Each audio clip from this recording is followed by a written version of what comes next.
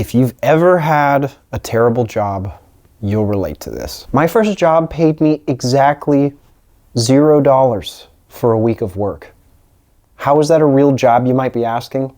Let me explain. I was 20 years old. I felt the pressure of needing to get a job because a few of my friends from high school had already been working since they were 17, 18, so I thought, well, now I kind of just need to do whatever comes my way. I remember being in college, walking between classes, and there was a booth set up by the bookstore, and there were these like really outgoing, larger than life people that were trying to basically recruit for this job.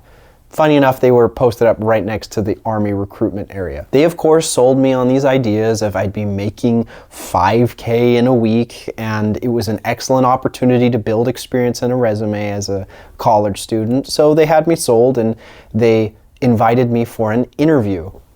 Well, this interview consisted of a classroom full of people that were being indoctrinated into the mindset that they were going to make a ton of money really quickly. I was working for a company called Vivint, and they sold security systems, or what they called home automation systems, because they had all these smart features. You know, looking back, it was actually a little bit ahead of its time, but anyways, it's besides the point. Our job was to call potential clients, basically set up an appointment where we meet them at their home and then try to pitch them on the idea of this product. And if they decided to buy, then the rep, myself, would get a $250 pay, or was it $450? No, it was definitely $250 because I didn't make that much. The training for the job was literally being told to look at our phone, find 6 people that we trust, that we want to talk to, and then call them. Like right now, go call them.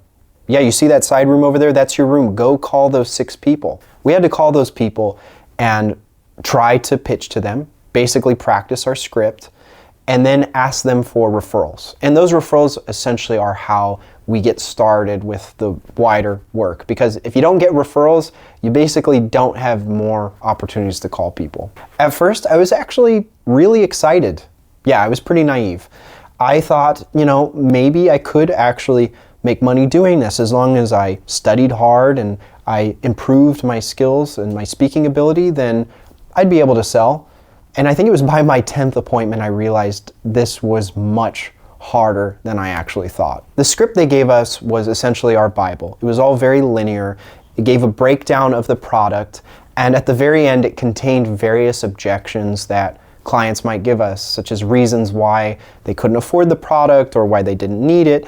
And you essentially had to go through every single one and deny their denial until they said yes, or until you had exhausted all options and then they kick you out of the house. The overall process itself was quite simple, but it was really soul-sucking. Essentially, I would get up in the morning, sometimes at 6 a.m., and yes, they told me to do this, call clients at 6 a.m., try to book appointments at their home, and then try to sell to them once I arrived. And yeah, it's no surprise that some of them were not too happy that I was calling them at 6 a.m. to try to sell them a product. I don't remember the first person who hung up on me. It was kind of a blur because we made so many calls, but I do remember one standout occasion.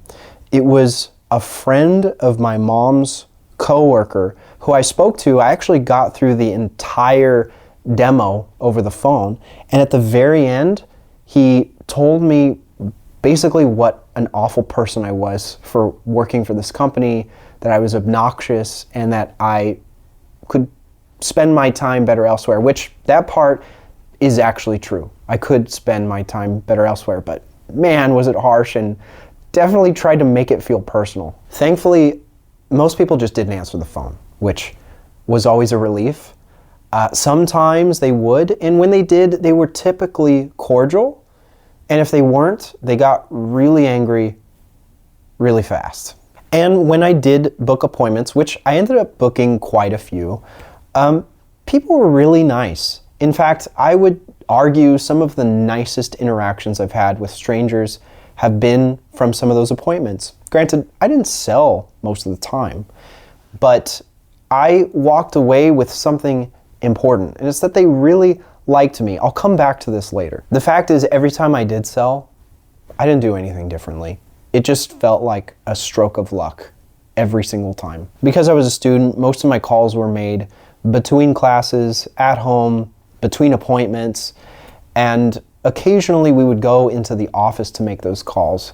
And there was one occasion where I actually made nearly 100 calls, so I could get a whopping 2 appointments. The other salespeople were just like me, students, naive, bright-eyed, bushy-tailed, hoping that they could make some kind of side income while they were going to school. They would give us breaks, but they weren't like labor law mandated breaks. They were just kind of randomly assigned. But we couldn't leave the office. Like, we couldn't go to lunch. They had food for us.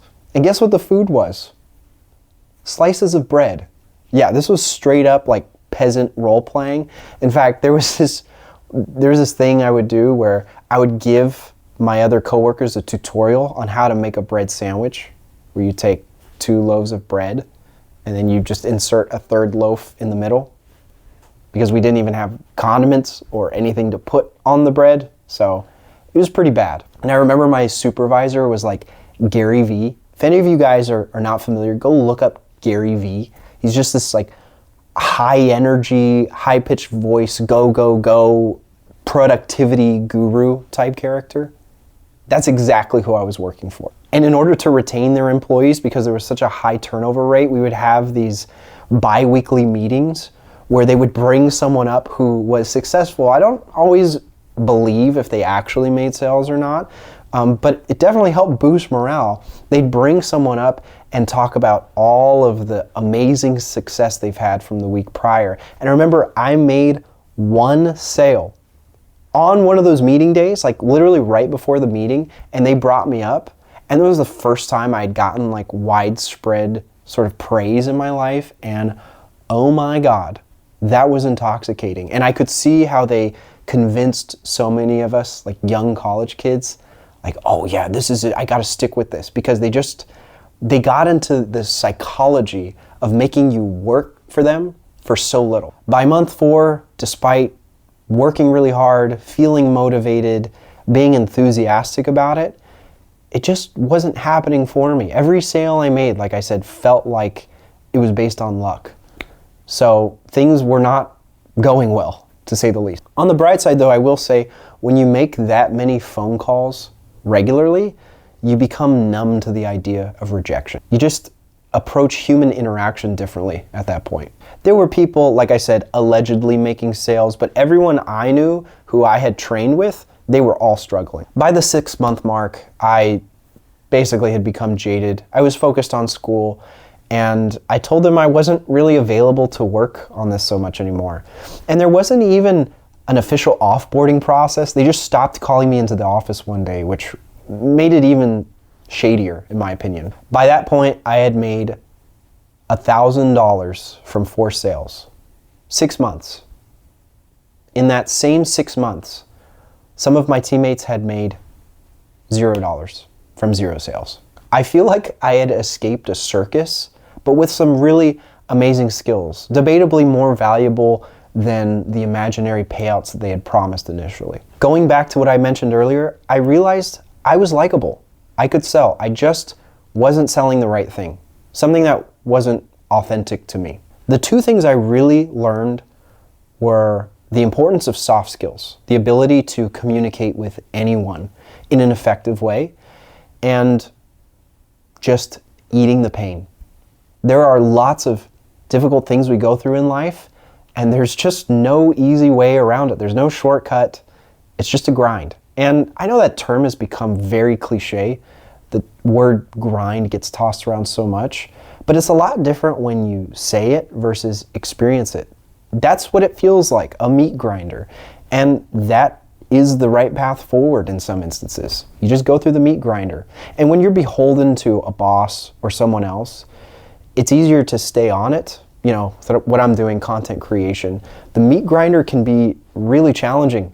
And if you become unmotivated, it's much easier to give up. But that was an early life experience where I got to appreciate the meat grinder for what it really was and keep going anyway, at least as long as I could last, which was 6 months. It also taught me how to recognize my worth. It's much easier to spot a scam job posting now based on how much they try to entice you or exaggerate what they're offering you in the posting.